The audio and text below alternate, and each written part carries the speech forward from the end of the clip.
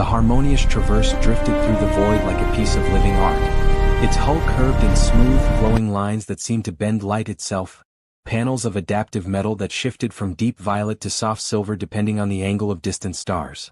No sharp edges. No brutal angles. Every surface had been designed not just for function, but for beauty, because the galactic harmony believed that form and purpose were inseparable. Captain Velsha stood on the observation deck, her 3 eyes tracking the readouts that floated in holographic stillness before her. Her species, the Karathi, had been part of the harmony for over 4,000 years. Long enough to forget what war looked like. "We are approaching the system boundary," her navigator announced, his voice a soft chime through the bridge. Initial scans detect 7 planets. The 4th shows markers of industrial activity. Velsha's head tilted, curiosity stirring. Industrial activity in an unclaimed system? Unusual but not unheard of. Sometimes a colony expedition from one of the fringe species would establish itself before formal permissions were granted. A minor bureaucratic issue easily resolved. Open a communication channel. Standard greeting protocol. The ship's AI complied, broadcasting a carefully crafted message in 17 languages, accompanied by mathematical patterns that any spacefaring species would recognize as intentional. "We come in peace. We seek dialogue. We mean no harm." Seconds passed. Then minutes. Velsha's secondary eyes narrowed. Scan deeper. "What are we dealing with?" The science officer, a tall, crystalline being named Das, worked his console with practiced efficiency. Then he went very still. "Captain, you should see this." The holographic display shifted, magnifying the 4th planet and its orbital space. What appeared were not the sleek, efficient structures the harmony favored.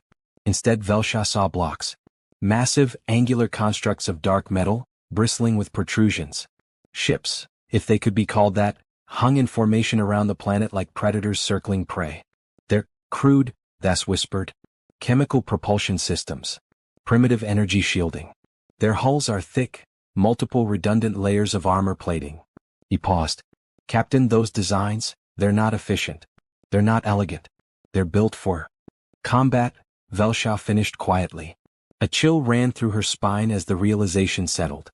These weren't exploration vessels. These weren't trade ships. Every line, every brutal angle, every unnecessary kilogram of armor plating screamed a single purpose: survive battle. "New contact," the navigator said suddenly. "One of their ships is moving. Closing on our position." On the display, a single vessel detached from the orbital formation. It was smaller than the harmonious traverse, but it moved with purpose. None of the graceful drift of harmony vessels, but a direct, aggressive burn toward them. "Maintain position," Velsha ordered, her calm voice betraying none of the tension coiling in her chest. "Activate defensive fields. Passive stance only." The approaching ship was ugly. There was no other word for it. A gray cylinder studded with sensor arrays and what could only be weapon mounts. As it drew closer, Velsha could make out scorch marks on its hull, dents that had been repaired but not polished away. The ship has seen battle, she realized. Recently. A transmission crackled through, audio only, rough and unfiltered. "Unidentified vessel, this is USS Vigilant. You are approaching human-controlled space. State your intentions." Human. The word was new, untranslated by their systems. Another unknown species. Velsha composed herself. "This is Captain Velsha of the Galactic Harmony vessel Harmonious Traverse. We did not know this system was claimed. We seek peaceful contact and dialogue." Pause. Then, "Stand by." The human ship, Vigilant, held position 3,000 kilometers away. Close enough to strike. Far enough to react. Das was still scanning. "Captain, I'm reading their crew now. Biological signatures are strange. High gravity adaptation. Dense bone structure. Redundant organ systems." His voice dropped. "Their planet. It's a Class 7. Velsha felt her blood chill. Class 7. A death world. Planets where life fought every moment just to exist. Crushing gravity, violent weather, predator-filled ecosystems. The Harmony had surveyed dozens of such worlds. None had produced spacefaring civilizations. Until now. "Captain," Das continued, and now there was genuine fear in his crystalline voice. "Their ships, they're not just built for combat. They're built for damage control. Multiple redundant systems. Compartmentalized life support. These vessels are designed to keep fighting even after catastrophic hull breaches." Velsha stared at the scarred human warship on her display. A species that had dragged itself out of hell. A species that built every tool expecting it to break. A species that prepared for war the way others prepared for breakfast. The transmission crackled again. Captain Velsha, you are cleared to approach the fourth planet, Earth, for diplomatic contact. Follow our escort. Any deviation from the prescribed flight path will be considered hostile action. Do you understand? Velsha's translator struggled with the tone. There was no anger, no aggression. Just certainty. The absolute confidence of someone who had planned for every contingency. We understand, she replied. We will comply. As the Vigilant turned to lead them in, Velsha looked at her crew. Professionals all, members of species that had known nothing but peace for generations. And in their eyes she saw the same thing she felt. Fear. Not of violence. But of what it meant that somewhere in the galaxy, evolution had produced something that thrived on it. Earth hung in the viewport like a jewel wrapped in razor wire. Velsha had seen thousands of worlds in her career. Gas giants with storms that could swallow moons, crystal planets that sang in solar winds, garden worlds so perfect they seemed artificial. But she had never seen anything quite like this. The planet itself was beautiful. Swirling white clouds. Deep blue oceans. Continents marked with green and brown. A living world, thriving and rich. But surrounding it was a fortress. Orbital stations bristled at every strategic point. Satellite networks formed overlapping sensor grids. And the ships, dozens of them, maybe hundreds, moved in constant patrol patterns that spoke of military precision honed over centuries. They're watching everything, Thas murmured beside her. I count 47 active targeting systems locked on our position. They haven't powered weapons, but the threat is clear. Velsha nodded slowly. The Vigilant had guided them to a specific approach vector, one that kept them away from the densest defensive clusters. A corridor of calculated vulnerability, the humans showing them the safest path, while simultaneously demonstrating that every other approach was covered. New transmission incoming, her communications officer announced. The holographic display flickered, and for the first time Velsha saw a human. He was compact, sturdy, with short dark hair silvered at the temples. 2 eyes, just 2, she noted, set in a face that showed lines around the mouth and eyes. Scars of age or perhaps worry. He wore a dark uniform with minimal decoration, and when he spoke, his voice carried the same calm certainty as the Vigilant's commander. Captain Velsha. I'm Admiral Chen, commander of Earth System Defense Fleet. Welcome. He paused, and something that might have been a smile touched his face. I apologize for the heavy security presence. We're cautious by nature. Velsha composed herself, drawing on decades of diplomatic training. Admiral Chen. Thank you for receiving us. We meant no intrusion. The Galactic Harmony maintains comprehensive star charts, but this system was listed as uninhabited. It was, Chen replied. 200 years ago we were still bound to our homeworld. 60 years ago we made our first FTL jump. We've been expanding quietly since then, establishing our foothold before announcing ourselves to the galaxy. 60 years, Velsha thought with shock. The Kirathi had taken 4 centuries to develop FTL after achieving spaceflight. These humans had done it in a fraction of the time. We would be honored to establish formal relations, Velsha continued. The Harmony comprises over 200 species across 17,000 systems. We have much to offer in terms of technology, culture, and trade. Chen's expression remained neutral. And what would the Harmony expect in return? Cooperation. Participation in our governance councils. Adherence to Harmony law, which ensures peace and prevents conflict between member species. I see. Chen leaned back slightly. Captain, before we continue this conversation, I think it's important that we understand each other. Would you be willing to visit Earth's surface? There's something I'd like to show you. Velsha felt her crew's tension spike. Visiting the surface meant leaving the safety of their ship, placing themselves entirely at the human's mercy. Every instinct screamed caution. But she was a diplomat. Understanding was her purpose. I accept your invitation, Admiral. The shuttle that carried them down was human-made, and Velsha found herself studying every detail. The seats were heavily padded, designed for comfort during high-G maneuvers. Emergency oxygen masks were within reach of every position. The hull had triple redundant life support systems.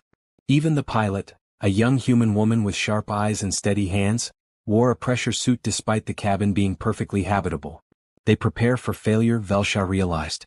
Always. The descent was smooth but faster than Harmony protocols would allow. The pilot brought them down with practiced efficiency, landing at a facility that spread across several kilometers of coastline. Velsha could see ships in various states of construction, massive industrial complexes, and personnel moving with purposeful coordination. Admiral Chen met them at the landing pad, accompanied by a security detail that maintained a respectful distance. He wore the same calm expression as during their transmission. "This way, Captain." He led them through the facility and Velsha absorbed everything. The walls were marked with scorch patterns from old damage, repaired but not hidden. Memorial plaques bore lists of names, casualties she realized from accidents or conflicts. Human workers moved with efficient haste, and she noticed that many bore scars, missing fingers, old injuries that spoke of dangerous work. They emerged onto an observation platform overlooking a massive construction bay. Inside, a warship was taking shape, larger than anything currently in orbit, its frame a lattice of structural supports that would eventually be wrapped in armor. "The USS Indomitable," Chen said quietly. "Our newest carrier-class vessel. It will be the flagship of the Second Fleet when completed." "It's impressive," Velsha managed. "And terrifying, though she didn't say that part aloud." "Captain Velsha, I need you to understand something about humanity." Chen turned to face her fully. "We're not a warlike species. We don't want conflict. Most of us spend our entire lives hoping we'll never see combat. Then why?" Dash gestured at the warship, the orbital fortresses, the battle-scarred walls around them. Chen's expression hardened slightly. "Because hope isn't a strategy.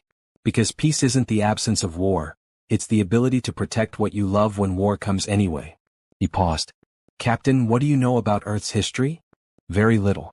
We only discovered your existence hours ago." "Then let me tell you a story." Chen walked to the railing, looking out over the construction bay. For thousands of years, humanity fought itself. Nation against nation, ideology against ideology. We built weapons that could crack continents, weapons that could poison entire ecosystems, weapons that could exterminate our own species in minutes. Velsha felt her translator struggling with the concepts. Weapons that could destroy worlds? Used against themselves? "We killed billions of our own kind," Chen continued, his voice carrying the weight of ancient grief. "We came within hours of rendering our homeworld uninhabitable. And we learned something that's burned into our cultural DNA. Peace isn't natural. Peace is hard. Peace requires strength, vigilance, and the will to defend it when others seek to break it." He turned back to them. "When we finally unified, when we finally put our weapons aside and looked to the stars, we swore we would never be helpless again. We would never be caught unprepared. We would build our civilization strong enough that no one, not ourselves, not anyone else, could threaten it without paying a terrible price." "You prepare for war," Velsha said softly, "because you know what war costs." "Exactly." Chen's expression softened slightly. "We don't want to fight you, Captain. We don't want to fight anyone. But we need you to understand we can. And we will if we must." Velsha looked out at the warship being built, at the memorial walls, at the scarred facility that spoke of countless near disasters overcome through sheer stubborn determination. She thought of the Harmony's elegant ships, their beautiful stations, their 4,000 years of peace maintained because no one had ever seriously challenged them. And she felt the cold truth settle in her chest. The Harmony had forgotten how to fight because they'd never truly needed to learn. Humanity had been forged in fire. Admiral Chen led them deeper into the facility, through corridors that hummed with activity. Velsha noticed something peculiar about the humans they passed. They didn't stare at the aliens with wonder or fear. A few glanced their way with mild curiosity, but most simply nodded respectfully and continued with their work. "Your people seem unsurprised by our presence," Velsha observed. Chen smiled faintly. "We've been listening to your broadcast for 30 years, Captain. We know about the Harmony. We know about at least 70 of your member species. We've studied your technology, your culture, your history." He paused. "We've been preparing for this meeting since we first detected your signals." The implication hung in the air. Humanity had known about the Harmony for decades and had chosen not to make contact. They'd watched, studied, prepared. Like predators observing prey, Velsha thought, then immediately felt guilty for the comparison. But the instinct wouldn't leave her. They entered a conference room with floor-to-ceiling windows overlooking the ocean. The sunset painted the sky in brilliant oranges and purples. It was, Velsha had to admit, beautiful. "Please sit." Chen gestured to chairs that had been specially constructed to accommodate different physiologies. Velsha noted the thoughtfulness even as she settled into one that fit her frame perfectly. A human woman entered, carrying a tablet. She was older than Chin, with gray hair pulled back severely and eyes that missed nothing. Captain Velsha, this is Dr. Sarah Okonkwo, our chief xenosociologist. She's been studying the harmony since we first detected your existence. Dr. Okonkwo nodded politely. Captain. I've been looking forward to this meeting. She activated the tablet, and a holographic display materialized above the table. Admiral Chen has shown you our military preparations. I'd like to show you why they're necessary. The display showed a map of Harmony space. Thousands of systems connected by trade routes and communication networks. The galactic harmony, Dr. Okonkwo began, is a remarkable achievement. 4,000 years of peace. 200 species coexisting under a single governmental structure. From the outside, it appears to be a utopia. We've worked very hard to maintain that peace, Velsha said, feeling oddly defensive. I don't doubt it. Dr. Okonkwo's expression was kind but serious. But Captain, in your 4,000 years, how many wars has the Harmony fought? Velsha blinked. None. That's the entire point of the Harmony. No external wars, Dr. Okonkwo clarified. But what about internal conflicts? Rebellions? Attempted secessions? There have been disagreements. Minor disputes. But the Harmony's conflict resolution protocols have resolved approximately 473 minor disputes in the last 2,000 years, Dr. Okonkwo interrupted gently. We've analyzed your public records. Each of these disputes involved a species or faction attempting to leave the Harmony or resist its authority. Each was resolved through economic pressure, diplomatic isolation, or in 12 cases, what you call peacekeeping interventions. Velsha felt her secondary eyes narrow. You're suggesting the Harmony maintains peace through coercion? I'm suggesting, Dr. Okonkwo said carefully, that the Harmony maintains peace because no member species has the military capacity to challenge it. You've created a system where warfare between members is impossible, not because everyone agrees but because everyone is effectively disarmed. Das spoke up, his crystalline voice sharp. Is that not preferable to constant warfare? We've studied Earth's history, Doctor. You nearly destroyed yourselves. Multiple times. We did, Dr. Okonkwo acknowledged. And we learned from it. But here's what concerns us, Captain. The Harmony hasn't fought a peer conflict in 4 millennia. Your military doctrine is based on overwhelming force against vastly inferior opponents. Your ships are beautiful, efficient, and designed for patrol duty and peacekeeping. She changed the display, showing schematics of Harmony vessels alongside human warships. The contrast was stark. Your vessels have powerful shields and advanced sensors. Excellent for defense and deterrence. But your weapon systems are minimal. Your armor is light. Your damage control protocols are. She paused delicately, optimistic. You've optimized for a galaxy where nobody shoots back. Chin leaned forward. Captain, what happens when someone does? Velsha felt something cold settle in her chest. You're asking what would happen if a species outside the Harmony, a species with military capabilities comparable to your own, entered our space with hostile intent? Yes. The silence stretched. Velsha found herself thinking of the Harmony's elegant ships, their focus on efficiency and beauty. She thought of the harmonious Traverse, with its adaptive hull panels and streamlined design. Then she thought of the Vigilant, scarred and ugly and built to keep fighting with half its systems destroyed. We've had no need for such preparations, she said finally. The Harmony encompasses all known spacefaring species in this region. There are no external threats. That you know of, Chin said quietly. Captain, the galaxy is vast. You control 17,000 systems. That sounds impressive until you realize there are approximately 200 billion stars in this galaxy alone. You've explored less than 0.1% of what's out there. Dr. Okonkwo pulled up another display, this one showing the Harmony space as a tiny bubble in an incomprehensibly larger galaxy. Humanity occupies 14 systems.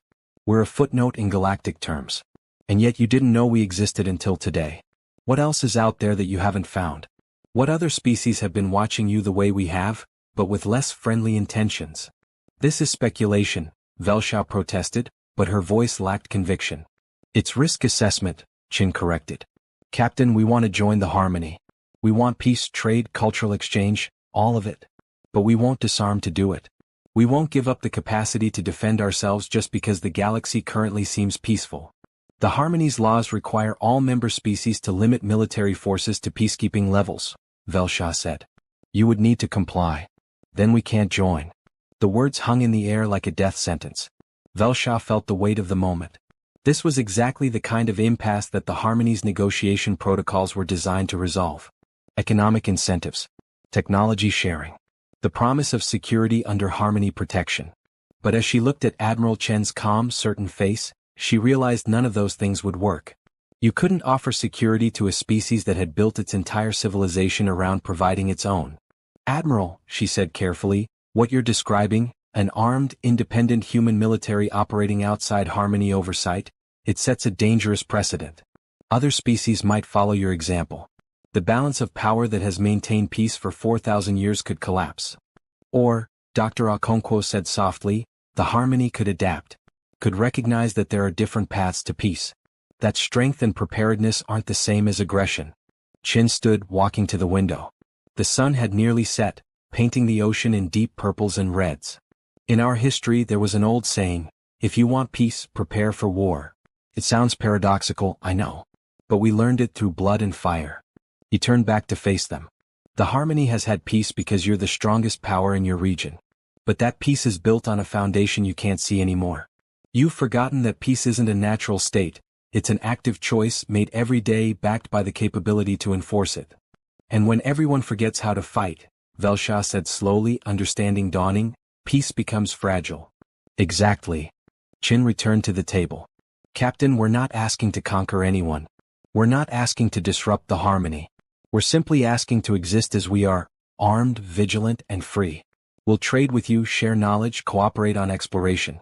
But we won't surrender our ability to say, no, and make it stick. Velsha looked at Thas, seeing her own uncertainty reflected in his crystalline features. They'd come expecting to welcome a primitive species into civilization. Instead, they'd found something that challenged every assumption the Harmony was built on. I'll need to report this to the Council, she said finally. This decision is far above my authority. We understand, Chin said. Take all the time you need. We're patient. As Velsha stood to leave, one last question burned in her mind. Admiral, if the Harmony insisted you disarm as a condition of membership, what would you do? Chin met her eyes, and in his gaze